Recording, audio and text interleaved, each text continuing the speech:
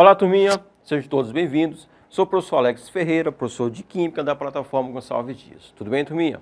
Bom, antes de começarmos a nossa aula, turminha, olha só, lápis, caneta, borracha, para você fazer as devidas anotações ao longo do vídeo, certo? Então, aquelas informações que você achar importante, você pode pausar o vídeo, printar a tela e passar essas informações para o caderno. Tudo bem, turminha? Vamos iniciar mais um projeto. Vamos estar abordando, fazendo um preparatório para o PAS-UEMA e também para o Enem. Então, nós vamos estar trazendo, turma, diversas questões relacionadas a esses dois vestibulares, a esses dois concursos, certo? E se você prestar bastante atenção, certo, você vai estar preparado para esses dois concursos. Olha só, no nosso vídeo, nós vamos estar abordando os princípios elementares da química, onde as questões vão estar envolvendo alguns tópicos, por exemplo, mudanças de estados físicos, propriedades específicas da matéria, também a densidade. São assuntos, como o próprio título diz, são princípios elementares. No entanto, a gente precisa ficar atento a esses assuntos relativamente mais simples para a gente não poder errar. Beleza, turminha? Então vamos iniciar, ok? Nós vamos estar sempre trabalhando questões relacionadas a esses dois concursos, a UEMA e também o Enem. Como primeira questão, olha só, o naftaleno é um hidrocarboneto aromático de fórmula molecular C10H8, conhecido comercialmente como naftalina, caracterizado principalmente por passar diretamente do estado sólido para o gasoso, sem passar pelo estado líquido. Sob a forma de gás, a substância produz um vapor tóxico e, devido a essa propriedade, é há muito tempo utilizado como repelente de traças e de baratas. Beleza? No comércio, é encontrada sob a forma de bolinhas de naftalina, que são colocadas em armários e em gavetas para proteger roupas, tecidos e papéis do ataque desses insetos. Ok? Então, esse é o corpo da questão, o texto. A gente precisa ler de forma cuidadosa e sempre estar anotando, destacando aquelas informações importantes. Olha só, vamos ao comando da questão. O fenômeno físico, então aqui a questão fala sobre fenômeno físico, então eu preciso saber fazer essa diferenciação, fenômeno físico, fenômeno químico, ok? Se envolve transformação da matéria, fenômeno químico. Se não houver, se não acontecer a mudança na matéria, estamos com um fenômeno físico. Então, o fenômeno físico que o naftaleno apresenta ao passar diretamente do estado sólido para o estado gasoso, transformação de estado físico da matéria, ok? Sem passar pelo estado líquido, é definido como. Então, aqui nós temos as alternativas: solidificação, sublimação, condensação, ebulição, calefação. Olha só, como resolver essa questão.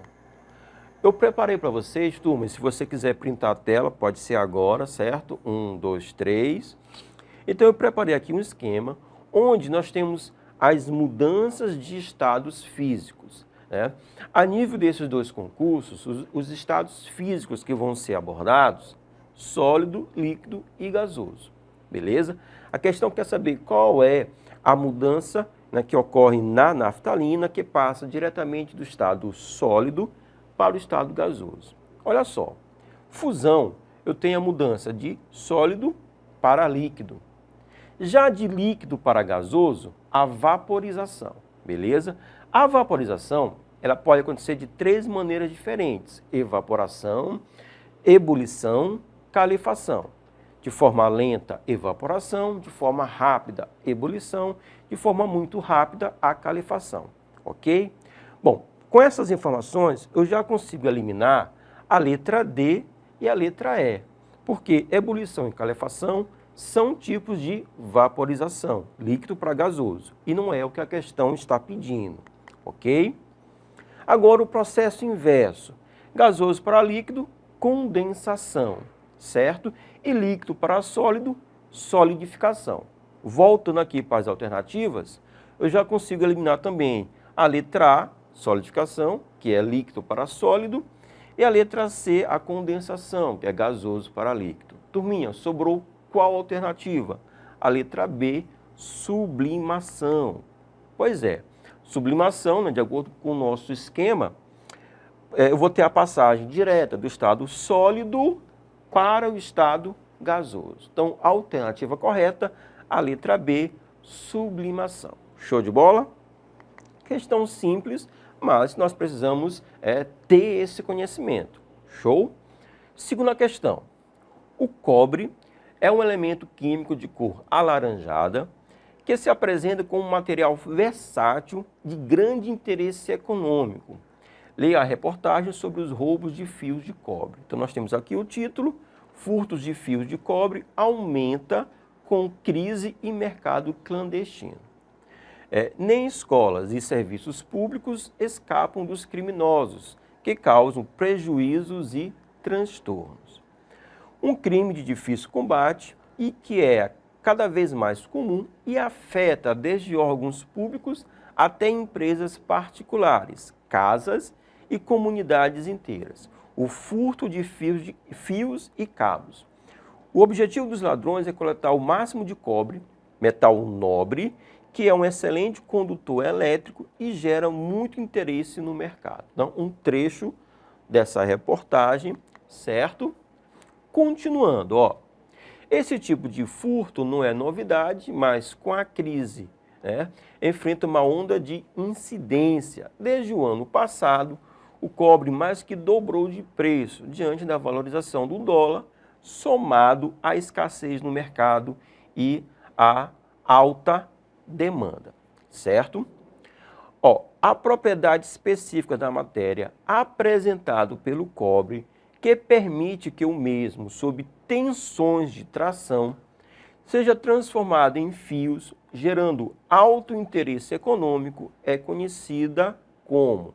Então, aqui nós temos o comando da questão. Ele quer saber qual é o processo, que permite a fabricação, a formação de fios. Nós temos como alternativas ductilidade, maleabilidade, dureza, brilho e condutibilidade. Olha só, turminha, como resolução dessa questão, eu trouxe para vocês o conceito, certo, de cada um desses tópicos, de cada uma dessas alternativas. E aí nós vamos tentar identificar qual é aquela que melhor se encaixa com a questão. Se você quiser printar a tela, certo? Pode fazer. Então vamos lá. Ductilidade, não sei se você já ouviu falar nesse termo, é a capacidade de um determinado material sofrer deformação sem se romper, quando a este é aplicada uma determinada força, ok? Maleabilidade ocorre quando o material é puxado em direções opostas e forma um fio.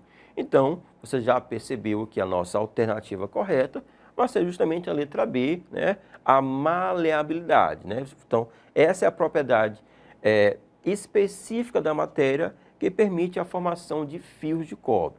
Mas vamos lá. Olha só, dureza é a capacidade de uma superfície riscar e ser riscada. Então, não tem nada a ver com a questão. Brilho é a capacidade da matéria em refletir grandes quantidades de luz. E, por fim, condutibilidade é a propriedade que possibilita a passagem de eletricidade ou do calor em um material. O cobre, que é o objeto em questão, ele é um excelente condutor elétrico, mas a questão, ela não está, o comando da questão não está se referindo a essa capacidade de permitir a passagem de corrente elétrica, conduzir corrente elétrica, e sim a formação de fios. Então, a gente vai chegar como resposta a letra B, a maleabilidade. Show? Legal até aí? Vamos lá. Terceira questão. Estamos abordando os princípios elementares da química, conceitos básicos, no entanto, são conceitos que vão nos auxiliar em assuntos posteriores, em tópicos de química posteriores. Então, a gente precisa dominar. E são tópicos que, hora e outra, né, vai ser abordado tanto na prova da UEMA quanto na prova do Enem. Show de bola? Então vamos à terceira questão. O alcoolômetro Gay-Lussac é um instrumento destinado a medir o teor de álcool em porcentagem de volume, a relação volume-volume, de soluções de água e álcool na faixa de 0 a 100 graus Gay-Lussac, com divisões de 0,1, né, entre cada. A concepção do alcoolômetro se baseia no princípio de flutuabilidade de Arquimedes. Vamos gravar esse trecho. Semelhante ao funcionamento de um densímetro. A escala do instrumento é aferida a 20 graus Celsius, sendo necessária a correção da medida caso a temperatura da solução não esteja na temperatura de aferição. É apresentada a parte da tabela de correção de um alcoolômetro com a temperatura. É justamente essa tabelinha aqui. Vamos ao comando. É necessária a correção da medida do instrumento, pois um aumento na temperatura promove o quê?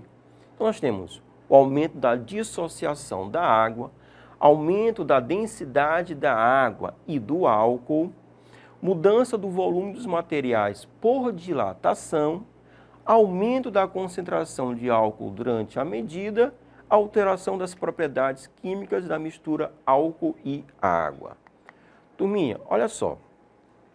A questão, ela está se referindo, nós vamos ter uma mudança na temperatura. Isso vai afetar o quê? Vai afetar a densidade. O aumento da temperatura vai fazer com que aconteça um aumento no volume, certo, do corpo. Então, se a gente aumentar o volume, certo, a massa nós não estamos alterando, a densidade vai estar diminuindo, ok? Agora, a questão falou do princípio de Arquimedes, princípio da flutuabilidade, ok? É um tópico, ele trouxe essa informação, mas ela não é muito importante para a gente poder fazer a resolução da questão. Então, eu trouxe aqui esse princípio de Arquimedes, da flutuabilidade, só que, mais uma vez, é uma informação que vai estar nos distraindo. Ela não é tão importante para a gente entender e resolver a questão. Então, se a gente aumentar o volume devido à elevação da temperatura, a densidade vai estar diminuindo. Por isso, a resposta correta, a letra C, ok? Mudança do volume dos materiais por dilatação. Como está havendo um aumento no volume, está acontecendo uma dilatação do corpo. Show de bola? Turminha, quarta questão. Densidade, e esse tópico densidade ele é muito cobrado, a gente precisa estar dominando. A densidade é uma propriedade que relaciona massa e volume de um material. Um estudante iniciou um procedimento de determinação da densidade de uma amostra sólida desconhecida. Primeiro, ele determinou a massa da amostra, obtendo 27,8 gramas. Em seguida, utilizou uma proveta graduada em mililitro com água para determinar o volume da amostra, conforme esquematizado na figura. Considere a densidade da água igual a 1 grama por ml. E aqui nós temos a figura, o experimento que ele utilizou para chegar ao valor da densidade do material. Então, a densidade da amostra obtida em grama por ml é mais próxima de... Então, aqui nós temos as alternativas. Show de bola, turminha? Olha só, vamos à resolução. Então, densidade ou massa específica é uma propriedade específica da matéria. Cada elemento ele vai ter a sua própria densidade, ok? A densidade vai ser a relação entre a massa e o volume. Vamos entender aqui o experimento, ó. Então, ele tem aqui uma proveta graduada em mililitro e ele colocou água. Então, o volume inicial da água é um volume de 35 ml. Show? Aí ele vai colocar um objeto, uma amostra. Quando ele coloca essa amostra, você vai perceber pela figura que haverá um aumento no volume. Então, ele vai passar de 35 e vai para 45 ml. Show? Essa diferença de volume, que vai ser igual a 10 ml, porque ele foi de 35 para 45, então esses 10 ml vai corresponder ao volume da amostra. Nós sabemos que a massa vale 27,8 gramas, né, segundo o enunciado da questão. O volume do objeto é um volume de 10 ml. Pronto. Sabendo a massa e sabendo o volume, nós podemos determinar a densidade do material. Então, a densidade vai ser a massa, 27,8 gramas, dividido pelo volume, 10 ml. Turminha, 27,8 dividido por 10, 2,78 gramas por ml. Então, esse é o valor da densidade do material. Então, nós vamos ter como resposta correta a letra E. Volto aqui para você observar, né, que é justamente a letra E. Show de bola? Mais uma vez, a densidade, né, é um tópico, certo? Relacionado aos princípios elementares da química, que é muito abordado, tanto na UEMA quanto no Enem. Então, devemos ficar atentos. Show? Para finalizar, né, vamos para a nossa quinta questão. Um experimento simples que pode ser realizado com materiais encontrados em casa é realizado da seguinte forma. Adiciona-se um volume de etanol em um copo de vidro e, em seguida, uma folha de papel. Com o passar do tempo, observa-se um comportamento peculiar. O etanol se desloca sobre a superfície do papel, superando a gravidade, que o atrai no sentido oposto, certo? Seria para baixo. Como mostra a imagem.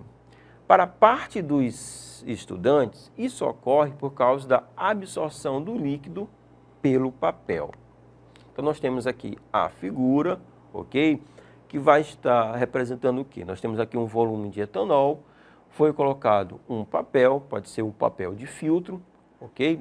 Isso tudo dentro de um copo de vidro. E você vai observar o quê? A elevação. Então, nós vamos ter aqui o etanol, ele vai acabar subindo, né? Vai subir o papel. Olha só, do ponto de vista científico, o que explica o movimento do líquido será o quê? A evaporação do líquido, né, no caso o etanol, a diferença de densidade seria entre o papel e o etanol, certo? Reação química com o papel, capilaridade nos poros do papel e a resistência ao escoamento do líquido, certo? Aqui nós temos as alternativas. Show de bola? Olha só, entre as alternativas, nós temos aqui o termo, né, capilaridade. Ó, a evaporação do líquido, isso não iria permitir que esse líquido, né, subisse, né, no papel, né? Esse movimento, né, ascendente. Diferenças entre densidades, né? Então, isso também não vai contribuir, né, para esse movimento. Turminha, não está havendo uma reação química com o papel. Não está acontecendo, certo? E também não há uma resistência, né? Porque justamente, né, está acontecendo o contrário. Então, nós vamos ficar com a capilaridade. Capilaridade ou ação capilar é a propriedade física que os fluidos têm de subir ou descer em tubos extremamente finos. Essa ação pode fazer com que líquidos fluam mesmo contra a força da gravidade ou a indução de um campo magnético. Então, é justamente, né, o que a questão está mostrando para a gente. Então, a gente vai ficar como alternativa correta a letra D, capilaridade nos poros do papel, porque justamente no papel, dentro do papel há pequenos furinhos, que seriam canais, e por esses canais, por esses furinhos, nós vamos ter o movimento ascendente do etanol. Show de bola, turminha? Então, princípios elementares da química, tópicos bem simples, mas, como você percebeu, é cobrado tanto a nível de Enem quanto a nível de UEMA. Show de bola, turminha? Espero que vocês tenham gostado, ficando por aqui. Forte abraço a todos. Ó, valeu!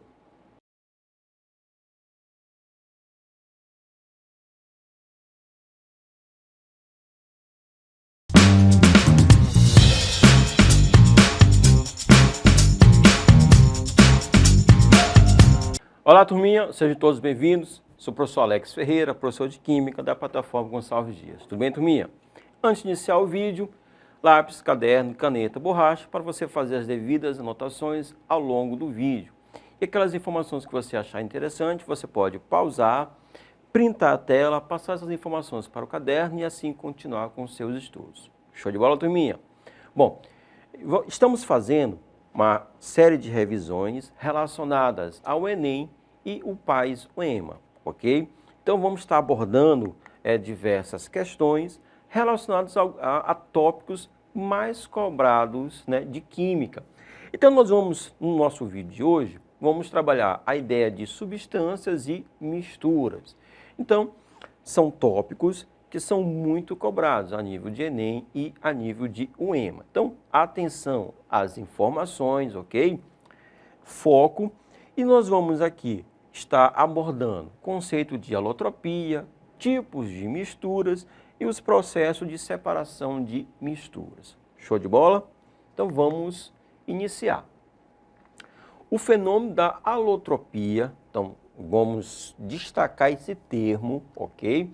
Ocorre para boa parte dos elementos químicos, a exemplo de carbono, fósforo, oxigênio e do enxofre, né? Esse, no caso, o enxofre, é o que apresenta uma maior variedade que pode ser encontrada na natureza. Como se sabe, as formas mais conhecidas para o enxofre são S2, S4, S6 e S8. A variedade alotrópica do enxofre, ok? Símbolo S maiúsculo, enxofre, ocorre quando são apresentadas substâncias de. Então, vamos aqui às alternativas. Elementos químicos ligados ionicamente entre si, tipo composto diferente, tipo simples diferente, arranjos espaciais iguais, elementos químicos não ligados entre si. Show? Bom, vamos à resolução da questão. Então, a questão fala sobre alotropia. Alotropia é a propriedade química que permite a formação de uma ou mais substâncias simples, ok? Substância simples, formada por um único tipo de elemento químico, a partir, né, de um mesmo elemento químico. Tudo bem? Então, isso é alotropia. São exemplos de alotropia. O carbono, a partir do qual são formados o grafite e o diamante. Então, grafite e diamante são formas diferentes de uma mesma substância, né? de um mesmo elemento químico, no caso o carbono, né? E também o oxigênio, a partir do qual é formado o ozônio. Então, o oxigênio que a gente utiliza para respirar, e o ozônio são formas alotrópicas do elemento químico oxigênio. O enxofre, ok, é um elemento que possui a maior variedade de formas alotrópicas. Então, nós vamos ter aqui, né, as moléculas S2, S4, S6, S8, como a questão falou, que se diferenciam pela quantidade de átomos de cada molécula, né, como você está percebendo. 2, 4, 6 ou 8 possibilidades. No entanto, os alótropos mais importantes do enxofre são dois, o enxofre rômbico e o enxofre monoclínico. Ambos são formados pela mesma fórmula molecular, o S8, ok? Sendo que a diferença entre os dois está no arranjo espacial dos átomos no retículo cristalino. Então, eu trouxe um pouco dessa informação do fenômeno da alotropia. Nós vamos chegar como alternativa correta a letra C, ok? Tipo simples, diferente. Show? Segunda questão. Olha só. Então, aqui a gente vai estar abordando, né, sobre densidade e misturas, ok? Então, analise o seguinte experimento. Então, qual é esse experimento? Ó, uma mistura contendo duas substâncias por exemplo, água e óleo, foi colocada dentro de um funil de separação, que é esse que aparece aqui na tela, né? Também conhecido como funil de Bromo. Funil de separação e após agitação, obteve-se um sistema conforme a figura a seguir, ok? Então nós temos aqui essa situação. Nós já sabemos, por exemplo, que água e óleo não se misturam. Então eu vou estar visualmente, né, observando um sistema heterogêneo, ok? Então vou ter aqui duas fases, uma relacionada à água e a outra fase relacionada ao óleo, ok? Vamos ao comando da questão. Considere a densidade da água igual a 1 grama por centímetro cúbico e a do óleo 0,9 gramas por centímetro cúbico, né? É o mesmo que grama por ml. Então, 1 grama por ml para a água, 0,9 grama por ml para o álcool. Então, em relação às duas substâncias que compõem o sistema, pode-se afirmar que... Então, vamos aqui às alternativas.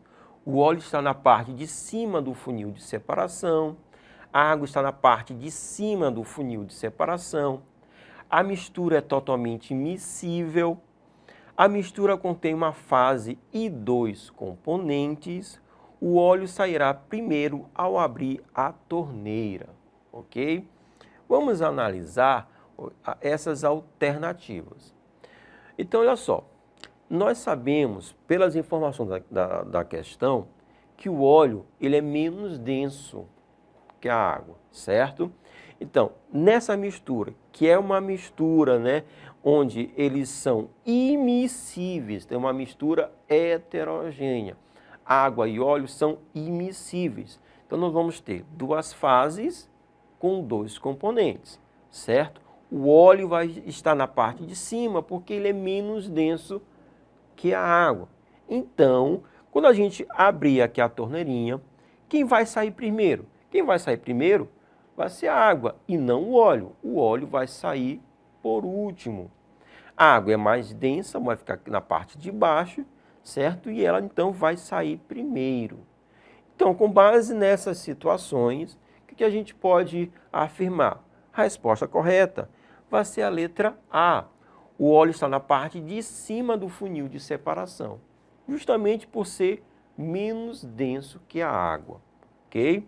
Letra B, a água está na parte de cima. Não, a água é mais densa, vai estar na parte de baixo.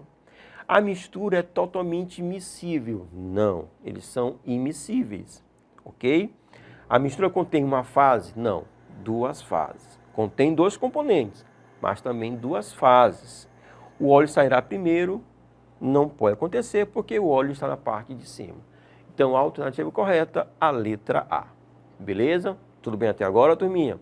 Então, densidade e mistura, esses tópicos, eles são muito cobrados, né, a nível desses dois concursos. Então, precisamos ficar atentos. Show? Questão do Enem, olha só. Para demonstrar os processos físicos de separação de componentes em misturas complexas, olha só, processos físicos de separação. Então, separação de misturas, ok? Um professor de química apresentou para seus alunos uma mistura de limalha de ferro, areia, cloreto de sódio, bolinhas de isopor e grãos de feijão, ok? E aí montou uma tabelinha, né, como aparece aqui na tela para vocês. Então, nós temos aqui as etapas, os materiais separados e os métodos de separação.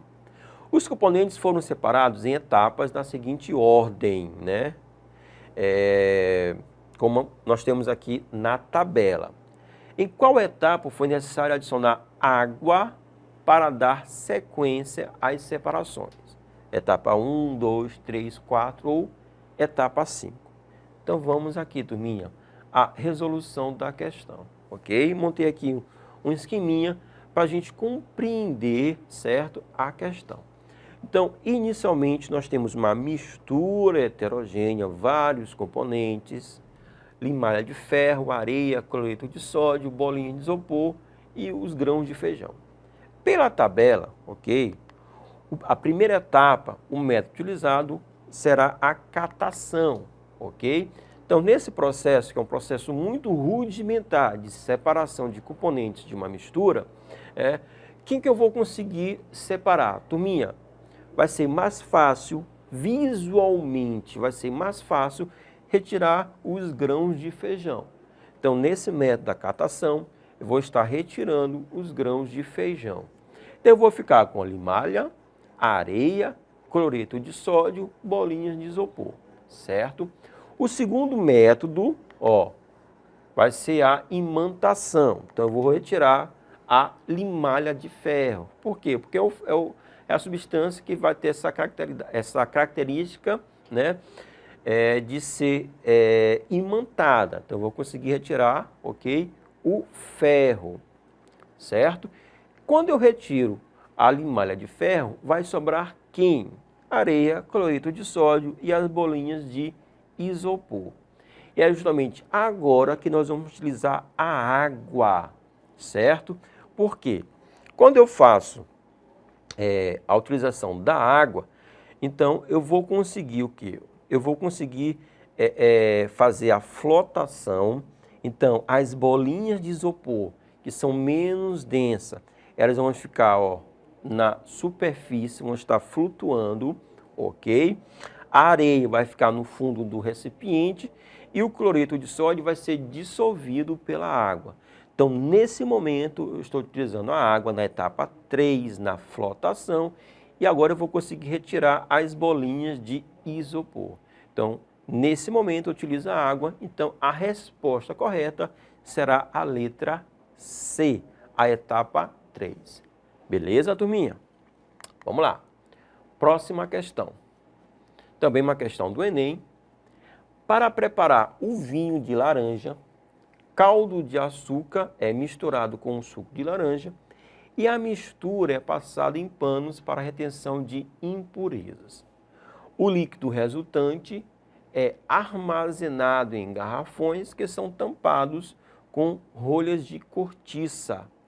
Após 8 dias de repouso, as rolhas são substituídas por cilindros de bambu e, finalmente, após 2 meses em repouso, ocorre novamente a troca de bambu pelas rolhas de cortiça, ok?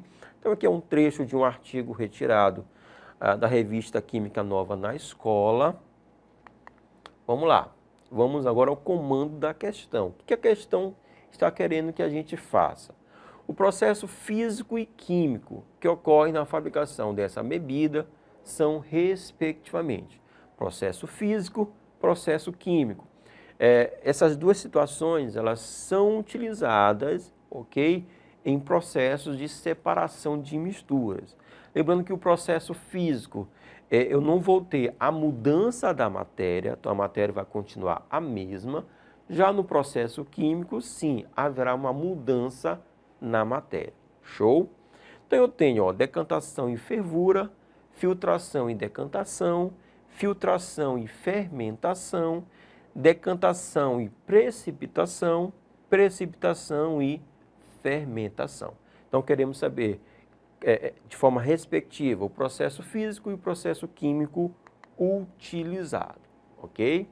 Então vamos à resolução. Processo, então mais uma vez, né? Eu trouxe até um resuminho, se você quiser printar a tela, ok? Pode fazer. Então olha só, processo físico, as características da matéria não se alteram.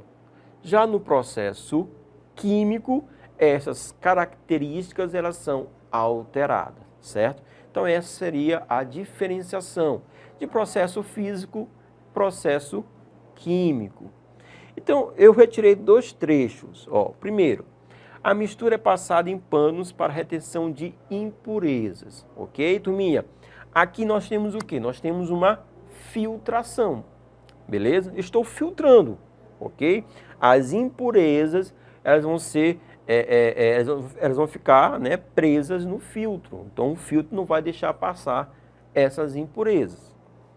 Turminha, a filtração é um processo físico. A matéria, ela não vai sofrer alteração. Beleza? Pegaram? Entenderam? Um outro trecho eu tenho assim, ó. Líquido resultante é armazenado em garrafões. Então, esse processo, nesse momento, irá acontecer a fermentação, que é justamente a formação do etanol, certo? E aí eu vou ter a caracterização do vinho, a formação do vinho, certo? Turminha, fermentação, para ocorrer, eu vou ter uma reação química. E se eu tenho uma reação química, está acontecendo um processo químico, certo? Um processo químico. Então, o processo físico será a filtração e o processo químico a fermentação. Letra C. Então, aqui, ó, só confirmando, ó, filtração e fermentação. A alternativa correta, a letra C. Beleza? Questão simples, né? A gente lê com calma, destacando aquelas informações, tudo bem? A gente vai conseguir responder. Show de bola? Bom, próxima questão, olha só. Questão relacionada ao Enem de 2020. Em seu laboratório, um técnico em química foi incumbido de tratar um resíduo, evitando seu descarte direto no meio ambiente, certo? Um processo para amenizar a poluição. Ao encontrar o frasco, observou a seguinte informação: resíduo, mistura de acetato de etila e água, ok? Então, claro, aqui nós estamos em um laboratório, então a pessoa aqui, né, ele é um técnico, então esses termos, essa pessoa já está familiarizada, show? Considere os dados do acetato de etila, então são informações da questão. Baixa solubilidade em água, então ele não vai se dissolver, não vai se misturar com a água. A massa específica é de 0,9. Massa específica, turminha, é densidade. Então, a densidade de 0,9 grama por ml ou grama por centímetro cúbico. Temperatura de fusão, passagem do estado sólido para o estado líquido. Então, isso aqui acontece a menos 83 graus Celsius. Então, na temperatura ambiente, nós temos um líquido. Pressão de vapor maior que da água. Então, de longe, a gente vai perceber o cheiro do acetato. Por quê? Porque ele tem uma pressão de vapor. Ele passa de líquido para o estado gasoso com maior facilidade. Certo? Então, são essas informações relacionadas ao acetato de etila. A fim de tratar o resíduo, recuperando o acetato de etila, o que o técnico deve fazer? Então, vamos lá. Evaporar o acetato de etila sem alterar o conteúdo de água, filtrar a mistura utilizando um funil comum e um papel de filtro, realizar uma destilação simples para separar a água do acetato de etila, proceder a uma centrifugação da mistura para remover o acetato de etila, decantar a mistura separando os dois componentes em um funil adequado. Então, nós temos aqui processos de separação de misturas, ó, evaporação, filtração, destilação, centrifugação e a decantação, ok? Então, eu preciso estar familiarizado com esses termos para entender qual a melhor técnica para esse processo, ok? Então, olha só, de acordo com as informações relacionadas ao acetato, então ele tem uma baixa solubilidade em água. Então, isso vai gerar uma mistura heterogênea. A massa específica é de 0,9, então ele vai estar sobre a água. E aqui nós temos aqui o esquema, o acetato sobre a água. A temperatura de fusão é de menos 83, então ele vai estar líquido na temperatura ambiente. E a pressão de vapor, né, é maior que da água. Então, isso quer dizer que ele é uma substância muito volátil. Show de bola? Então, eu poderia ficar com a filtração ou decantação, certo? Mas o melhor processo será a decantação. E até trouxe aqui, turminha, uma figura. Já que eles apresentam densidades diferentes e não se misturam, certo? E não se misturam. Então, o que vai acontecer? A água vai estar na parte de baixo e o acetato na parte de cima. E eu vou estar percebendo isso. Então, visualmente, eu vou conseguir diferenciar uma substância da outra. Eu vou abrir aqui a torneirinha, certo? E a água vai sair primeiro. Quando eu perceber que toda a água saiu, eu fecho e aí eu consegui separar um do outro. Resposta correta, a letra E. Show de bola, turminha? Espero que vocês tenham gostado. Ficando por aqui. Forte abraço a todos. Valeu!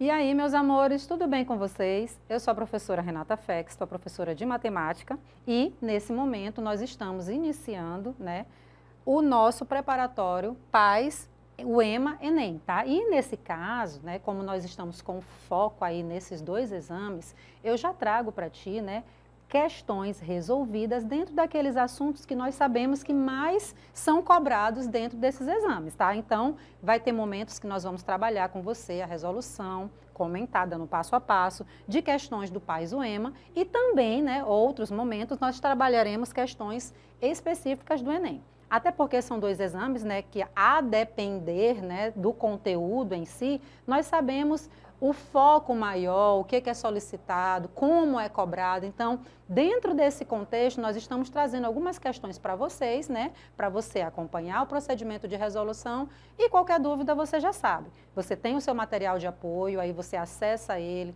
também vai ter, né, esse material disponível para você e aí você aproveita, garante que você conseguiu compreender esse procedimento de resolução e, claro, né, você está fazendo uma revisão, porque com certeza a aprovação vem, tá? Então, vamos começar. O primeiro assunto que nós selecionamos algumas questões é esse aqui, ó, estatística. Especificamente falando de estatística, nós trazemos para você, né, as medidas de dispersão e de tendência central. Veja, aqui é só a primeira parte, ainda teremos outras partes, né, até porque nós pretendemos mostrar para vocês a maior quantidade de exemplos possíveis dentro desse assunto, né, porque medida de dispersão, média, moda, mediana, desvio padrão, variância, né, então tudo isso compõe as medidas de dispersão e de tendência central. Então, nesse contexto, nós iremos trazer para vocês, né, questões aonde são solicitadas informações dentro desses conteúdos, tá bom? Então, vamos começar com uma questão da UEMA, tá? Que diz o seguinte, acompanha a leitura comigo. O gráfico a seguir representa o faturamento em bilhões de dólares do mercado de software e tecnologia da informação no Brasil, no período de 2004 a 2011. Então, temos esse gráfico aqui, né, os anos e os quantitativos, tá? Continuando. De acordo com os dados apresentados no gráfico, determine o faturamento médio desse setor no período de 2004 a 2011. Então, acompanha comigo. Ele deu aí, né, dentro de um período de tempo compreendido entre 2004 até 2011, né, a questão do faturamento, né? Então, para cada ano tem a sua informação referente a faturamento. E olha aqui o termo que foi solicitado. Ele quer faturamento médio e, claro, ele poderia ter solicitado dentro de um período específico, mas como ele deu todo esse período de tempo, ele quer justamente compreendendo todo o período de tempo. Então, aqui eu já chamo a tua atenção para esse detalhe. É uma questão de UEMA, uma questão de segunda etapa, por quê? Porque aqui não temos opções, tá? Então, muito provavelmente, em algum ano onde a segunda etapa, né, você precisava desenvolver aí o seu raciocínio e calcular esse faturamento médio, Renata, o que seria então esse faturamento médio? Então, é a média aritmética. É isso que nós vamos calcular, tá? Então, para isso, eu já, né, te adianto que seria justamente essa média aritmética dentro daquele período de tempo. Então, o que nós vamos fazer? Olha só, todos os anos tem a sua informação logo em cima, né, da coluna, tá? Então, pegamos todas elas. Como é de 2004 até 2011, nós vamos pegar cada informação de cada ano. Então, 6 mais 7,3 mais 9,1 mais 11,1 mais 15 mais 15,2 mais 19 mais 21,3. E como aqui nós estamos trabalhando com a média aritmética, o que é que você vai fazer? Você vai somar todas essas informações dentro do período de tempo considerado e dividir pela quantidade dessas informações. No total, 8, tá? E essa somatória toda, quanto é que vai dar? A somatória toda tem um total de 104. E agora, sim, nós vamos fazer a divisão desse 104 pelo 8 e temos como resposta, então, o 13. Pronto. Esse 13 é justamente o faturamento médio ou, dito em outras palavras, né, no contexto da estatística, a média aritmética desse faturamento por ano, tá? Entre os anos considerados. Então, essa é a nossa resposta para a primeira questão. Certinho? Então, veja. É só você parar para refletir a respeito do que é a média aritmética. Reforçando, média aritmética você vai fazer a soma de todos os valores considerados, tá? Quantos forem, porque aqui na questão ele deu, né, o período de tempo de 2004 até 2011 e pediu para nós calcularmos, né, a média aritmética dessas informações. Então, somamos elas todas e dividimos pela quantidade que elas são. No caso, para essa questão, 8, tá bom? E nossa resposta totalizou 13. Certinho, gente? Vamos continuar aí. Tá? A nossa resposta, só para organizar, para ficar bem bonitinho, 13 milhões de dólares é o faturamento médio.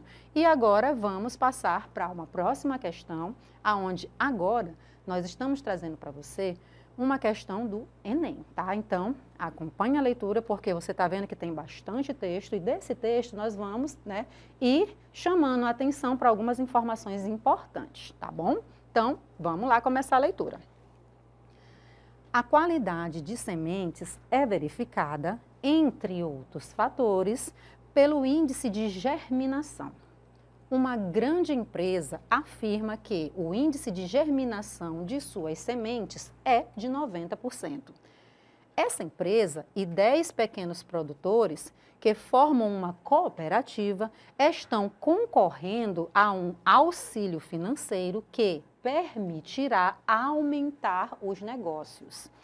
Os cooperados querem preparar um documento técnico comparando a qualidade de suas sementes com as da empresa. Eles discutiram a possibilidade de colocar nesse documento frases como, olha a primeira frase, a média de germinação de nossas sementes é superior ao índice de germinação anunciado pela empresa. A segunda frase, a mediana de germinação de nossas sementes é superior ao índice de germinação anunciado pela empresa. Então, vou parar bem aqui, só para dar destaque para duas informações presentes, uma em cada frase. Gente, como é que eu sei que essa questão é de estatística? Ele já deu um percentual, né, que é relativo à empresa, e ele está falando termos muito específicos. Olha só, média. Olha outra palavrinha, mediana. Pronto, bem aí, ó, você já vai começando a perceber que é, né, dentro do contexto da estatística, nós estamos falando dessas medidas de dispersão e de tendência central, tá? Então, nesse caso, você já vai lá e faz uma busca mental, como é mesmo que eu calculo a média, como é mesmo que eu calculo a mediana, tá? Porque já que a gente está julgando afirmações, muito provavelmente, para garantir qual é a que está certa e não, eu vou precisar fazer esses cálculos, tá? Então, vamos acompanhar a leitura, que a questão, o enunciado ainda não finalizou, tá? Vamos continuar. Terceira frase, né? Terceira possível frase.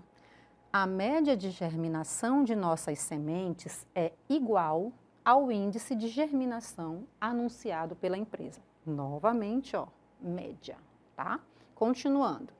A moda de germinação de nossas sementes é igual ao índice de germinação anunciado pela empresa. E a quinta frase, olha só. A mediana de germinação de nossas sementes é igual ao índice de germinação anunciado pela empresa. Então, olha só. Fazendo a leitura dessas 5 frases, né, nós percebemos que tem média associada, mediana e moda.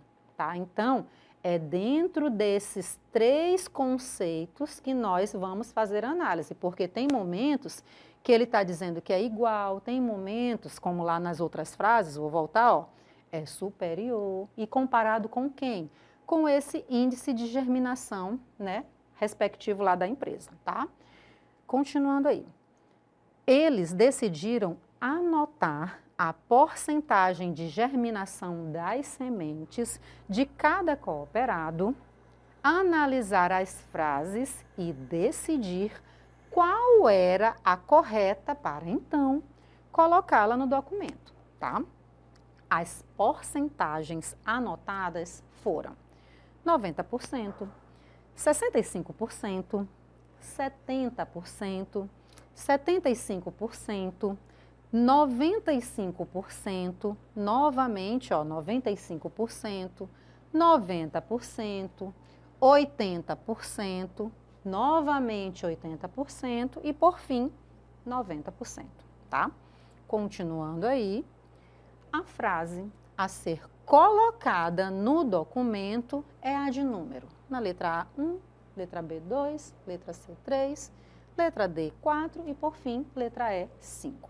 Então, veja, nós temos aí um percentual, né, afirmado pela empresa, que é referente à germinação, certo? E tem os cooperados que anotaram os percentuais, né, desse conglomerado, né, desse cooperado, melhor dizendo, e precisamos, né, dentro dessas informações, ver qual daquelas frases é a que deve ser, né, está correta e deve ser colocada nesse documento, tá bom? É esse o objetivo da nossa questão, tá? O que nós temos de informação? Vamos lá para a solução. Primeira coisa que a gente tem de informação é com quem nós vamos comparar, que é aqueles 90% que é o percentual da empresa. Além disso, tem o percentual dos cooperados, né? Que você percebeu que eu tenho uma sequência de percentuais que foram anotados. Ora, para eu identificar, né, dentro daqueles 3 conceitos, para eu identificar com o qual eu vou começar a trabalhar, eu primeiro vou organizar, preferencialmente em ordem crescente, né, porque fica mais prático para nós, aqueles percentuais.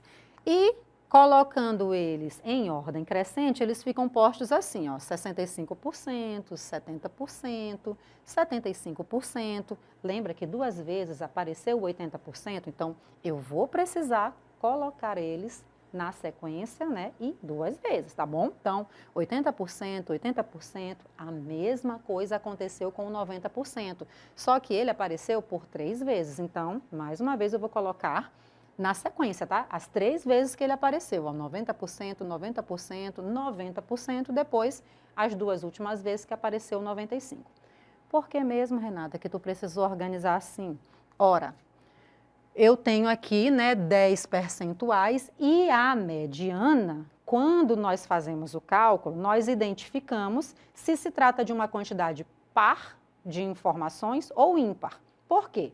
Sendo par, eu vou pegar os 2 termos centrais e calcular a média aritmética deles. Se fosse ímpar, não é o caso, né? Mas se fosse ímpar, eu já teria o termo central como a minha mediana, tá bom? Então, neste caso, como eu tenho uma quantidade par de informações, de percentuais, eu vou identificar o 5º e o 6º termo dessa sequência organizada em ordem crescente, tá? E vou calcular a média aritmética deles, certinho? Então, ó, os 2 termos centrais são 80% e 90%. Pronto, já identifiquei os termos centrais, agora eu vou calcular a média aritmética. Renata, mas não era mediana? Sim, o termo que eu estou calculando é mediana. Mas, para eu calcular a mediana, quando se trata de uma quantidade par de informações, isso que eu vou fazer é justamente calcular a média aritmética desses termos centrais, tá bom? Eu vou precisar desse cálculo da média aritmética para poder identificar a mediana, certinho? Então, mediana vai ser 80% mais 90%, tudo isso dividido por 2. Fazendo essa somatória de 80% com 90%, isso dá um total de 170%, que, dividido por 2, tem como resposta 85%. Pronto, mediana eu já sei quanto é. E agora, né, eu vou começar, né, a comparar dentro daquelas opções que nós temos, tá? Olha só. Como o índice de germinação lá da empresa é de 90%, a mediana que nós encontramos foi 85%, então, né, nós já podemos descartar a afirmativa 1 e a afirmativa 5. Por que mesmo? Olha só, ele está falando que é superior, bem aqui, na afirmativa 2, tá? Na 2 ele diz, ó, a mediana de germinação de nossas sementes é superior. Não, gente, nós encontramos 85. 85 não é superior a 90, pelo contrário, é inferior. E olha a próxima, a quinta, que também já está descartada. A mediana de germinação de nossas sementes é igual. Pronto, já parei, né? Porque também não vai ser igual. Tá bom? Então, essas duas, a 2 e a 5, já estão descartadas. As que falam, né, de mediana. Certinho? Então, mediana não está condizente com o cálculo que nós encontramos, tá bom? Então, essas duas aqui já estão descartadas. A próxima que nós vamos analisar é a moda. A moda, dentro do contexto da estatística, moda, e no contexto geral, o que está na moda? É aquilo que está mais em evidência, aquilo que mais se repete, aquilo que a gente mais vê, tá? Então, no caso da nossa sequência aqui, ó, que já está organizada, qual é a informação que mais se repete? Você vai perceber, né, que pelos dados apresentados, o 90% é ele que aparece em maior quantidade de vezes. Então, para o nosso caso aqui, para essa questão, é para nós a moda. Então, já identificamos a moda. E, nesse caso, ó, também já identificamos até o nosso gabarito. Por quê?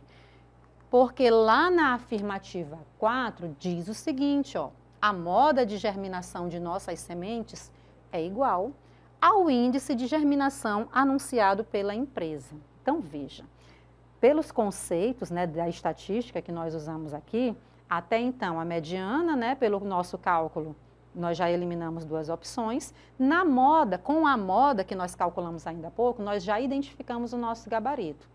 Renata, mas lá falava de média também, não era? Não era bom a gente calcular a média? Sim, é interessante a gente calcular a média, por quê?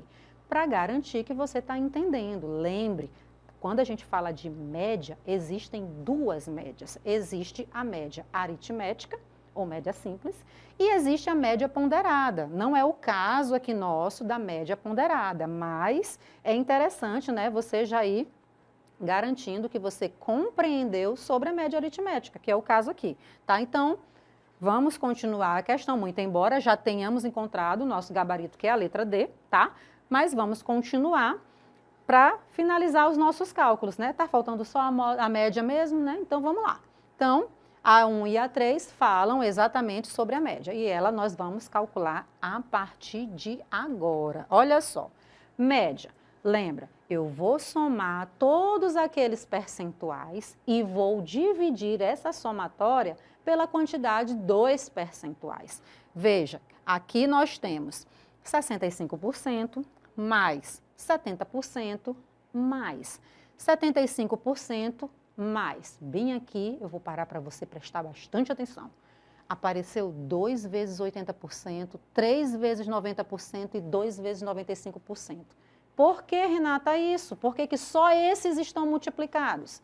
Gente, lembra que o 80% apareceu 2 vezes? Então, ou eu somo ele 2 vezes, ou eu coloco aqui ele multiplicado por 2. É o mesmo raciocínio aqui para o 90%, que foi a nossa moda, tá? Ou eu vou somar, colocar na minha sequência de somas, 90 mais 90 mais 90, ou, se você sabe que somar a mesma informação 3 vezes é multiplicar essa informação por 3, então, ó, a maneira mais reduzida da explicação, da escrita, inclusive, tá? E a mesmo raciocínio aqui, ó, para o 95%. Como ele apareceu 2 vezes, já multiplicamos aqui pelo 2, tá? Fica a seu critério. Se você quiser escrever toda a soma, tá tranquilo, não tem problema nenhum vai estar correndo. Desde que você faça a soma de maneira correta, tudo bem, tá? E aí, vamos avançar. Gente, olha essas somatórias, né? Aqui nós já somamos esses 3 primeiros, que deu 210%, 2 vezes 80%, 160%, 3 vezes 90%, 270%, e por fim, 2 vezes 95%, 190%. Tudo isso dividido por quem? Pelo 10, que é a quantidade, né, de percentuais que foram passados lá na questão para nós, tá? E aí, 830% por 10, temos um total de 83%. Como eu te disse, essas duas opções já estão descartadas e nós temos o nosso gabarito, que é a letra D. Espero que você tenha compreendido. Deixo um beijão para vocês e até a próxima aula. Tchau, tchau!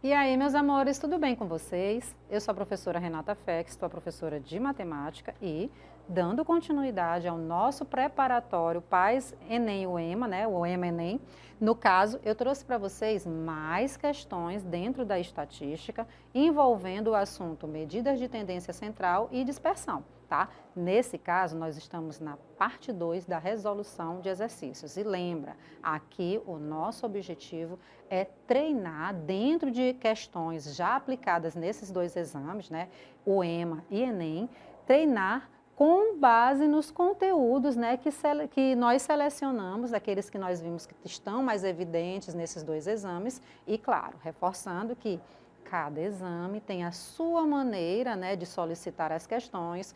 Você vai perceber que em algumas questões nós teremos alternativas, em outras não. Aquelas que não tiverem alternativas são questões de segunda etapa, em especial da UEMA, tá? E, no geral, o Enem, você já sabe, o contexto, né, é mais longo, o enunciado das questões do Enem, né? Você precisa fazer uma leitura mais minuciosa, destacar as informações, mas dentro desse assunto aqui é bem tranquilo, porque vamos combinar, gente, estatística é super fácil, tá? Então, vamos lá, vamos começar a parte 2, né, da resolução de questões dentro do conteúdo estatística e com, né, o objetivo de trabalhar aqui as medidas de dispersão e as medidas de tendência central, tá? Então, questão da UEMA, enunciado diz o seguinte: analise o quadro seguinte, que apresenta o saldo da balança comercial brasileira em 2009. Os dados estão em dólares, né, milhões de dólares. Então, veja, nós temos essa tabela aqui e, né, no período de ano de 2009, né, os 12 meses, cada mês teve, né, o saldo da balança comercial correspondente, tá? Então, nesse caso aqui, não esqueça da unidade de medida, tá? Milhões de dólares, tá?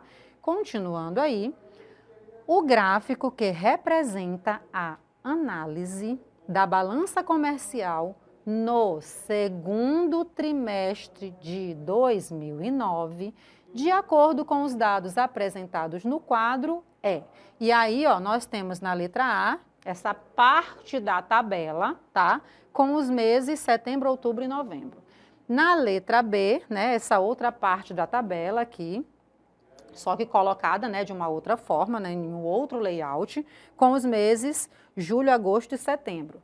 Lá na letra C, janeiro, fevereiro e março. Na letra D, outubro, novembro e dezembro. E, por fim, na letra E, abril, maio e junho. Gente, eu vou voltar lá para a primeira tabela, porque aqui eu preciso apenas, né, verificar se esses valores estão corretos de acordo com o período indicado, porque o que nós precisamos identificar aqui é em relação ao segundo trimestre. Ora, olhando para a tabela aqui, esses 12 meses seriam divididos, né, em grupos de 3, ou seja, 12 dividido por 3 dá 4, né?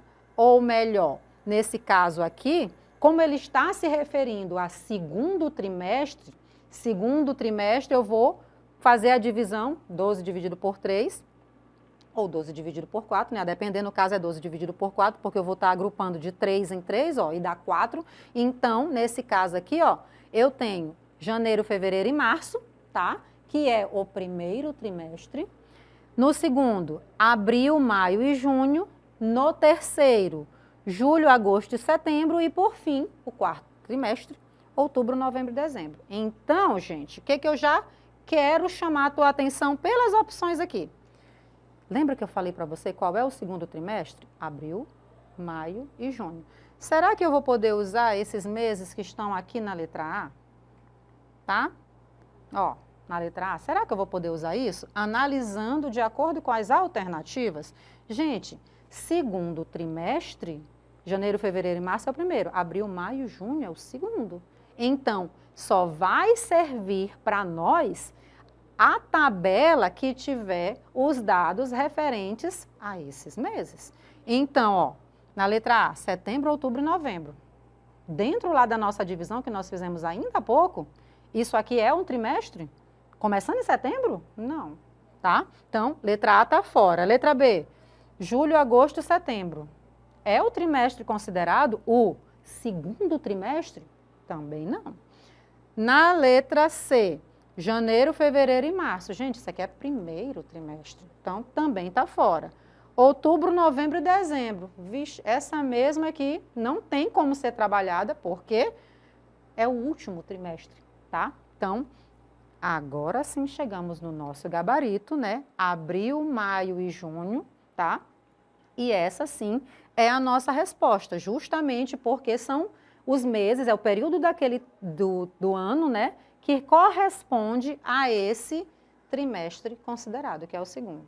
Então, veja, uma questão aqui de estatística, onde a gente nem precisou fazer, né, nenhuma linhazinha de cálculo, apenas comparar, né, aquela tabela inicial que foi passada, com base nela, identificar o período de tempo, né, que foi passado para nós, no caso, segundo trimestre, e, por fim, já garantir o nosso gabarito, sem nenhum cálculo, tá? Desde que, claro, você saiba quais são os meses referentes ao período de tempo considerado, trimestre, tá? Segundo trimestre.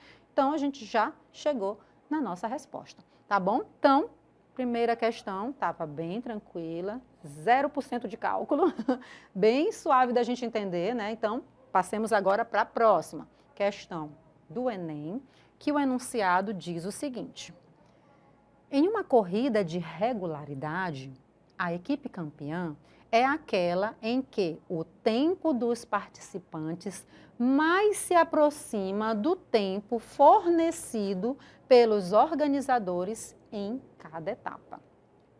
Um campeonato foi organizado em 5 etapas, gente. Aí no teu material já dá destaque para essas informações numéricas que vão aparecendo ao longo da nossa leitura, tá? Então, 5 etapas, ok. E o tempo médio de prova indicado pelos organizadores foi de 45 minutos por prova. Então, ó, grava logo essa outra informação aqui. 5 etapas, 45 minutos. Pronto. No quadro estão representados os dados estatísticos das 5 equipes mais bem classificadas. Dados estatísticos, né, dessas equipes, eles estão em minutos, tá? Essa é a informação da tabela. Então, veja, a equipe 1, a média dela foi 45, a moda dela é 40 e o desvio padrão corresponde a 5. Da equipe 2, a média também é 45, a moda 41 e o desvio padrão 4. Equipe 3, média 45, moda 44 e desvio padrão 1. Equipe 4, média 45, moda 44, desvio padrão 3. Por fim, a equipe 5, a média 45, a moda 47 e o desvio padrão 2, tá? Então, utilizando os dados estatísticos do quadro, esse que nós acabamos de fazer a leitura, A campeã foi a equipe. A equipe 1 na letra A 2 na letra B, a 3 na letra C, a 4 na letra D e, por fim, a equipe 5 na letra E. Gente, olhando para essa tabela aqui, ó, o que a gente pode já ver que é uma informação que não vai nos ajudar muito? É a média, tá? Por quê? Porque ela foi igual para todas as equipes. Afinal de contas, lá o enunciado da questão disse, né, que a média de tempo estabelecida pelos organizadores da prova era de 45 minutos e, né, aquelas equipes que mais se aproximassem ou que dessem, né, compatível com aquele tempo, já estariam, né, classificadas. Então, a média aqui não vai nos ajudar, tá?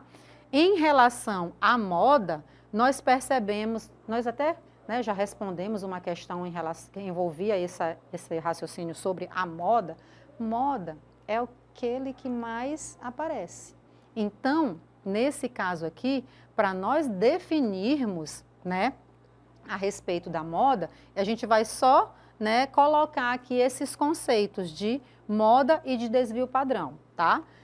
Moda, valor mais frequente ao longo das 5 etapas. No caso, né, todas essas informações aqui são dadas em minutos, então, valor mais frequente em minutos ao longo das 5 etapas. E desvio padrão, né, esse desvio padrão, ele está associado ao erro, né? Significa dizer, né, que o desvio padrão é o que calcula o erro se média, mediana e moda estão distantes. Então, veja, se o desvio padrão está associado ao erro, quanto menor ele for, melhor ele é, tá? E aí, olhando, né, para essas informações aqui, quem teve, né, menor variação de erro, no caso, foi quem teve o menor desvio padrão. Olhando para a tabela, é justamente a equipe 3. Por quê? Porque o desvio padrão dela corresponde a 1.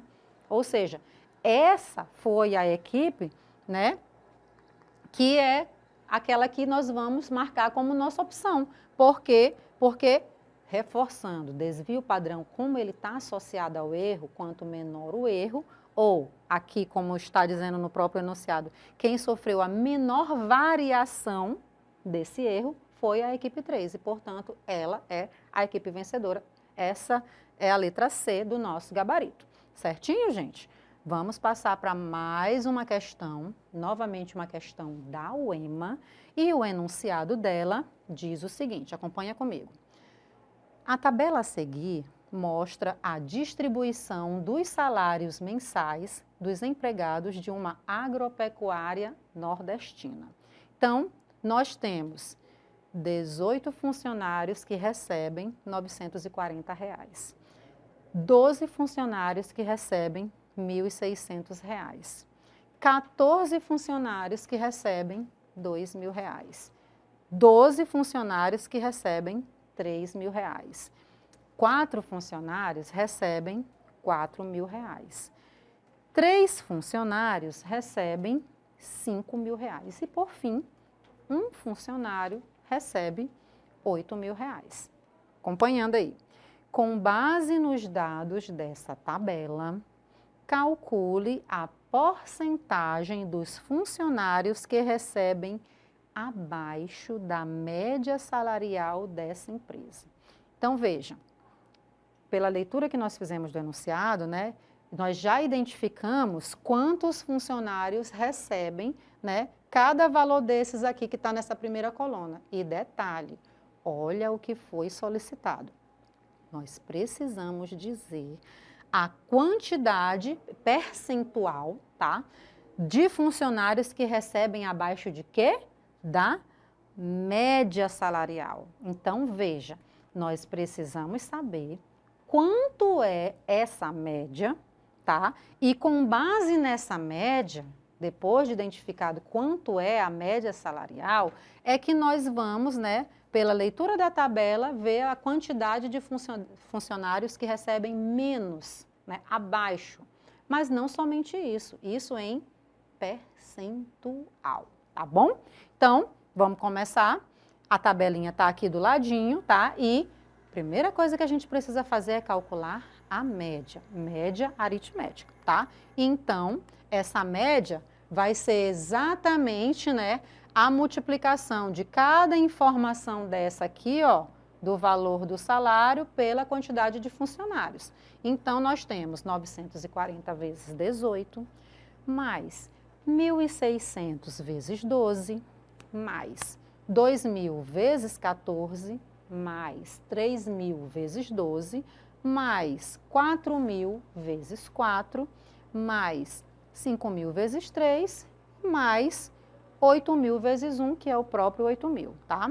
E isso, toda essa somatória aqui desses produtos, né, aqueles que aparecem como produto, essa somatória vai ser dividida por uma outra somatória, que é justamente a quantidade de funcionários. Ou seja, nós vamos pegar essa informação aqui, ó, da segunda coluna, e vamos somar todos esses valores, porque eles correspondem ao total de funcionários dessa empresa, tá? Então, nós temos 18, mais 12, mais 14, mais 12, mais 4, mais 3, mais 1, tá?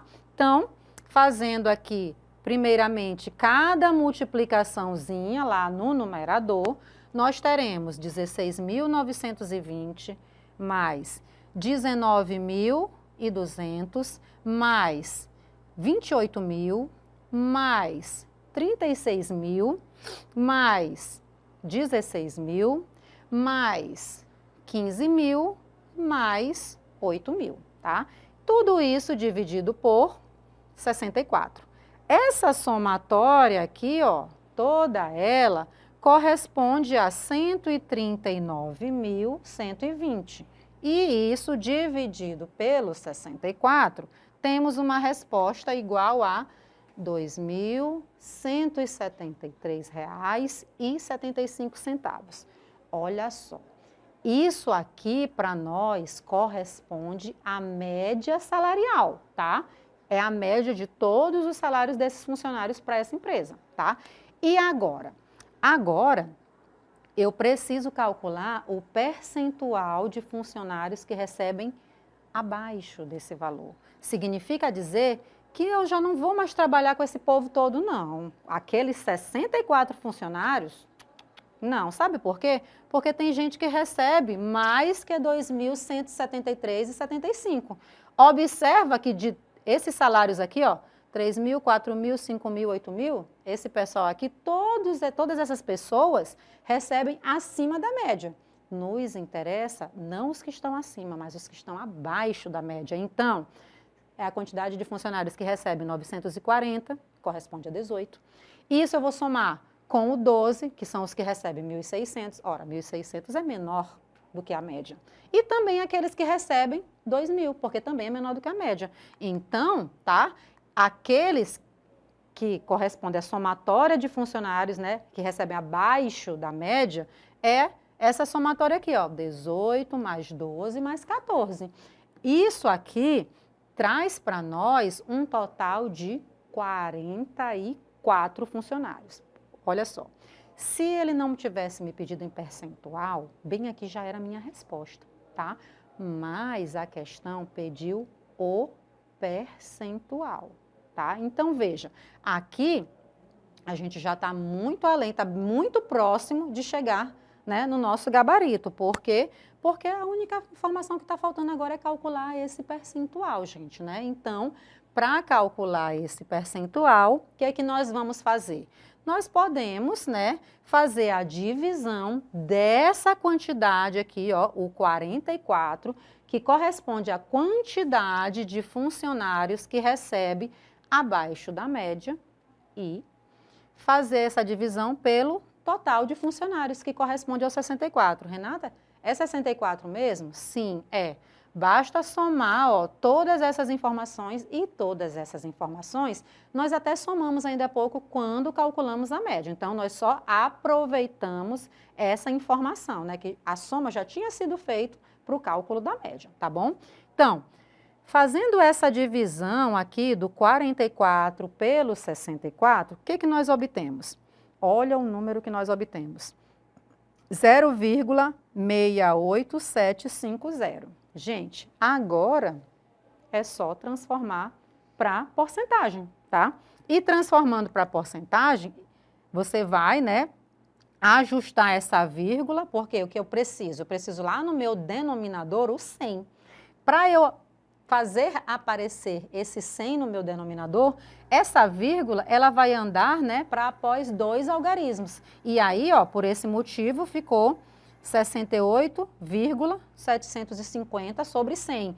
Mas, né, esse zero lá do numerador já não interfere e o sobre 100 nós substituímos pelo próprio símbolo de porcentagem. Pronto, já chegamos aqui na nossa resposta. Como não tem, né, opção para marcar, o percentual de funcionários que recebem abaixo da média salarial para essa empresa correspondem a 68,75%.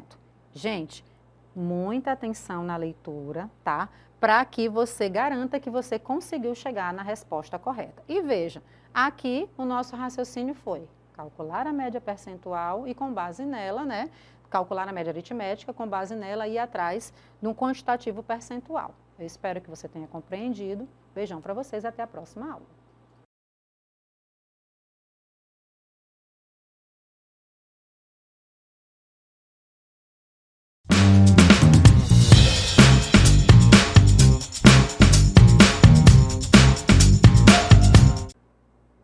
Olá, galerinha, tudo bem com vocês? Guilherme Campos aqui, professor de Educação Física, e nós iremos iniciar agora a nossa sequência de aulas do preparatório Paz-UEM-ENEM. Teremos aí semanas de estudos, as provas estão chegando e nós estamos aqui mais uma vez para auxiliá-los, para que vocês consigam a aprovação de vocês na UEMA, no ENEM ou em qualquer vestibular. Essas aulas aqui servirão para vocês. Eu vou ficar responsável pela parte de Educação Física. Iniciando com a Educação Física, eu tenho que trazer alguns conceitos para vocês. Isso deve ficar muito claro na cabeça de vocês. Com essa aulinha de hoje, vocês já passarão a entender e já dá para começar a ter uma noção de como a Educação Física ela é abordada dentro do ENEM. Então vamos lá. Educação Física, conceitos. O que é Educação Física? Respondendo logo essa primeirinha pergunta aqui para vocês. A Educação Física é a área de conhecimento ligada aos estudos das atividades físicas, visando o aperfeiçoamento e desenvolvimento correto dos movimentos corporais e motores. Trabalha também no sentido terapêutico, na manutenção e reabilitação da saúde e até mesmo para prevenir e evitar certos tipos de doença. Então, vou circular aqui a primeira expressão, área de conhecimento. Então, sempre que for falado em educação física, vocês irão associar a educação física à área de conhecimento. É aquilo que está voltado para o quê? Para as práticas corporais, que visa a manutenção, reabilitação da saúde do indivíduo. Trabalha no sentido de evitar certos tipos de doença. Evitar certos tipos de doença. Então, muitas das questões que são abordadas, principalmente no ENEM, ela leva em consideração a questão da saúde do indivíduo. Então, a educação física é uma área de conhecimento que vai se preocupar com a saúde do indivíduo. Dentro da educação física, existem algumas unidades temáticas na qual o professor trabalha dentro do ambiente escolar com o objetivo de evitar o comportamento sedentário. Pois eu e vocês aí sabem que o comportamento sedentário, ele traz uma série de complicações para o quê? Para a saúde do indivíduo. Então, a ideia principal da educação física é fazer com que vocês se movimentem, é com que vocês tenham a consciência da importância da prática de exercícios físicos. Vamos avançando. Aí eu falei para vocês ainda há pouco que a educação física ela se divide em algumas unidades temáticas. Na atualidade, nós temos essas 6 unidades temáticas aqui. São as brincadeiras e os jogos, são os esportes, as lutas, as danças, a ginástica e as práticas corporais de aventura. Então, como eu falei, A educação física, ela visa conscientizá-los da importância da prática de exercícios físicos, assim como trazer vivências práticas vastas para que vocês experimentem e de repente gostem de alguma atividade daquela e levem como hábito para a vida adulta de vocês. Eu, na minha época, quando eu era aluno, eu sofria nas minhas aulas de educação física, digamos na parte prática, porque a educação física era resumida a esportes. Lembro-me como se fosse hoje, porque eu já vislumbrava trabalhar dentro da área de educação física, então eu prestava bastante atenção nas aulas. Mas as aulas práticas, elas aconteciam somente abordando os esportes. No caso, nós temos no ano letivo 4 bimestres. Um bimestre trabalhava handebol, outro voleibol, outro futsal, outro basquetebol. E cadê as outras vivências práticas? Cadê os outros esportes até? Não existiam. Então hoje, dessa aulinha aqui, vocês já irão entender e compreender que a educação física tem essas 6 unidades temáticas aqui. A justificativa eu já dei, já disse para vocês, que é vivências práticas diversas. Professor, dançar está dentro da educação física? Está. Vocês não sabiam porque às vezes o professor de educação física não tem essa vivência prática. Às vezes a vivência prática dos alunos das escolas são futebol, voleibol, queimado. Não, tem todo esse leque aqui. E dentro de todo esse leque, eu quero deixar claro para vocês que aqui existem as várias classificações. Eu vou dar uma aula de cada unidade temática dessa aqui, onde eu vou dizer como a brincadeira e o jogo acontece.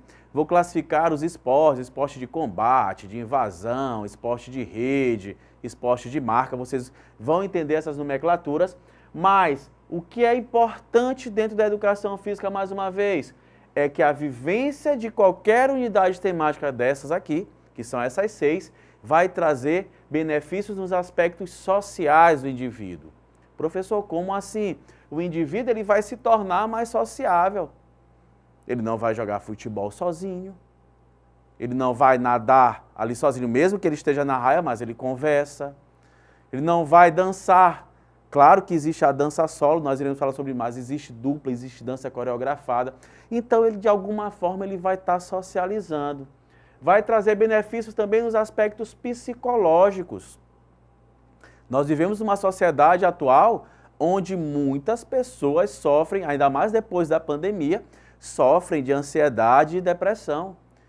E são milhares de estudos já mostraram que a prática de exercícios físicos trazem benefícios psicológicos para a saúde do indivíduo.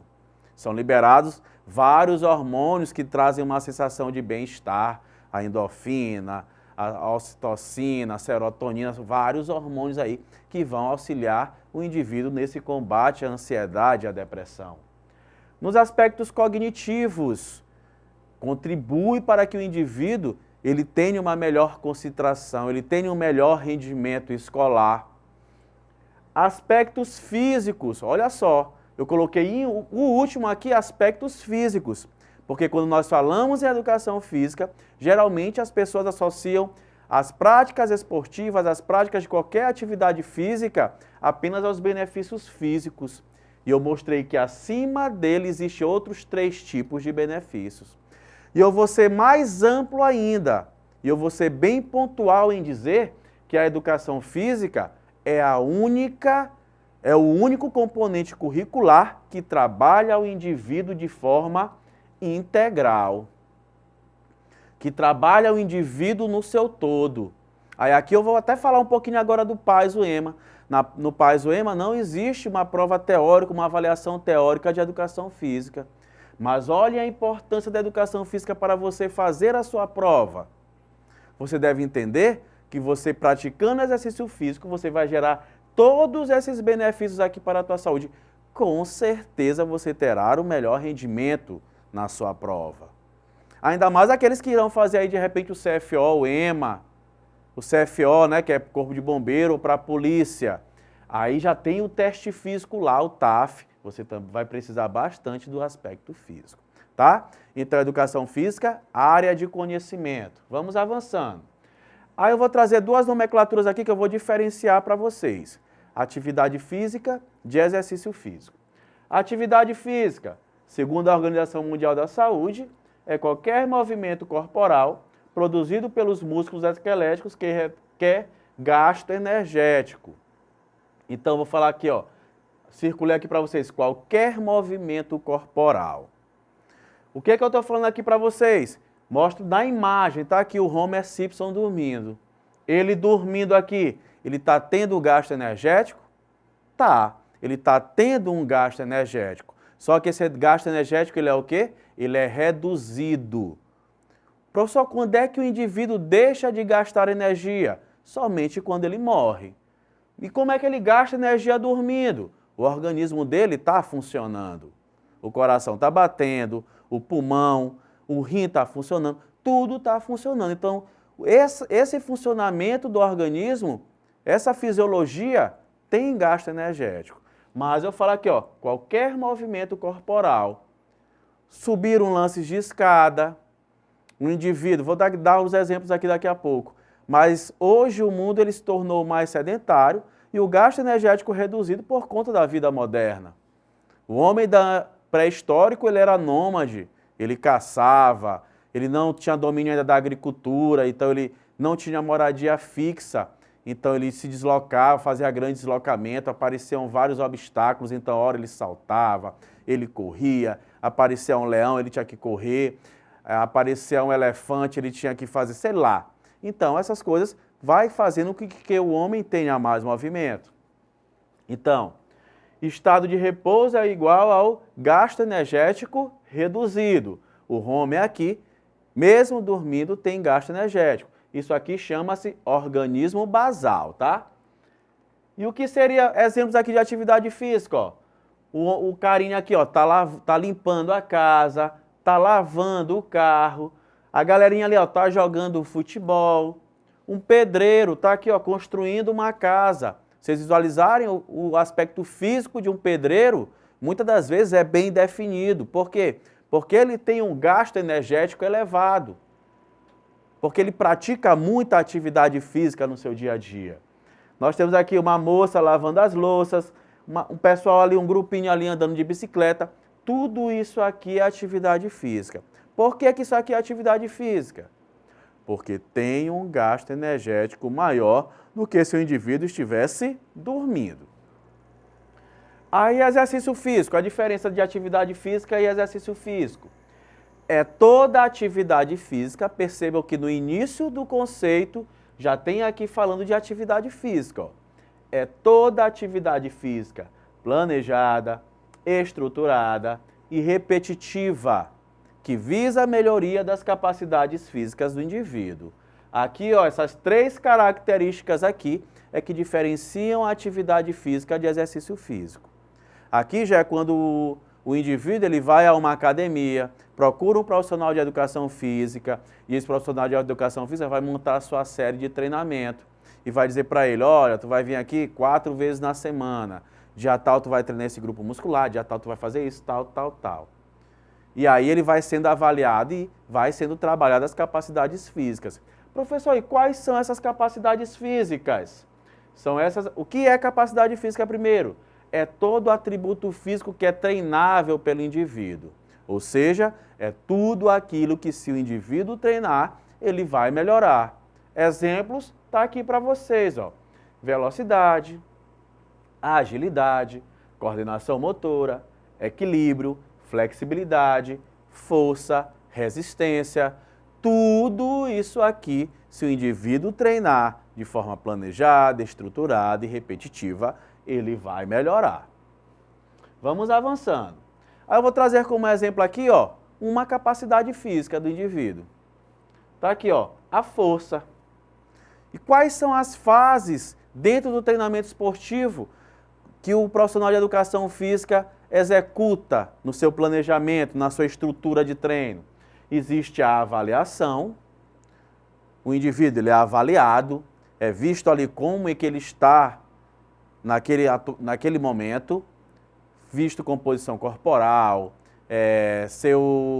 seu nível de aptidão cardiorrespiratório, de força, vários testes são feitos. Então ele é avaliado. A partir dessa avaliação é montado, nós vamos para o planejamento. No planejamento, esse treino ele é periodizado. É dito como é que vai ser feito, como é que ele vai acontecer, de tanto e tanto tempo que esse indivíduo vai evoluir em determinado tempo. Aí é um ciclo que ele não se encerra.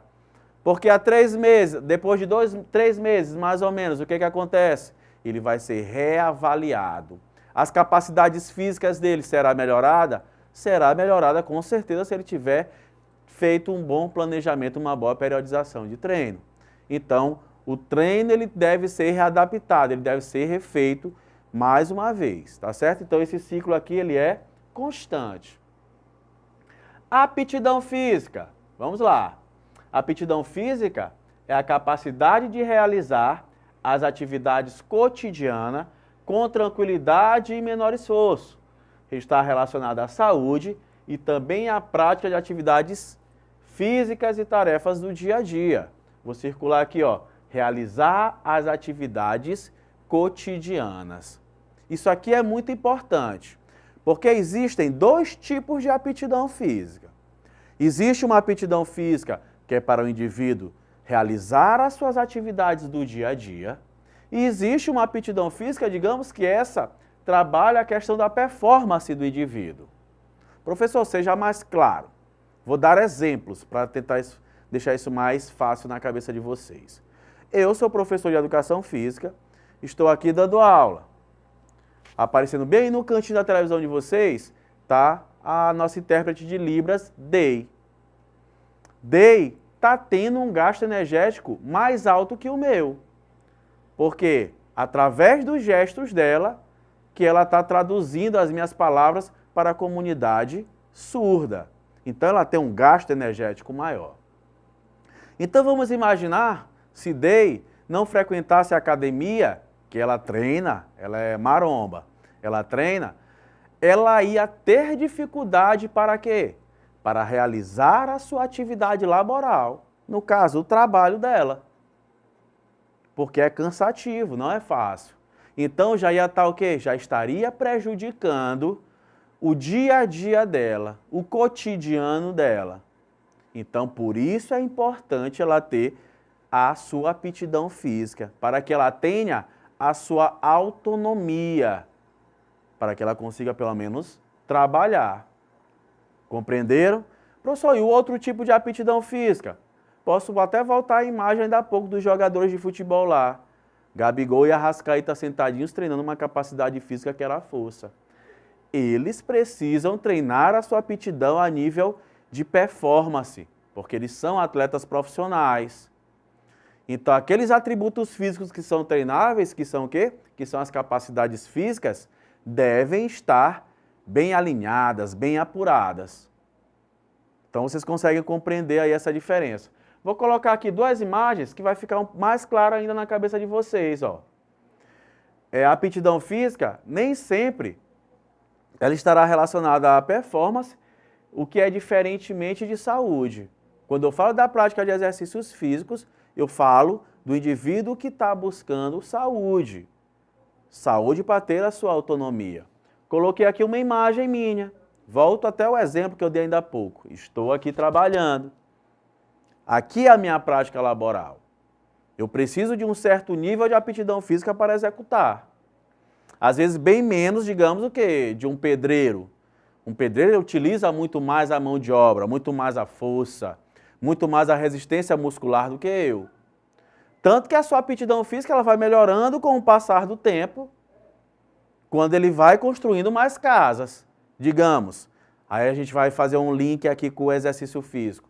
Ele vai repetir aquela sua atividade do cotidiano, de construir casas, bater massa de cimento, fazer a massa de cimento. Aquilo ele fazendo todo dia, ele não vai estar repetindo? Vai. Ele vai melhorar a força dele? Com certeza vai. Ele vai melhorar a resistência muscular? Vai. Mas o objetivo dele era esse? Não. Por isso se enquadra dentro de atividade física. O objetivo dele não era melhorar as capacidades físicas, o objetivo dele era de construir uma casa. Aí vale eu frisar aqui para vocês, ó. Tanto a atividade física quanto o exercício físico, ambos, eles são favoráveis para a saúde do indivíduo.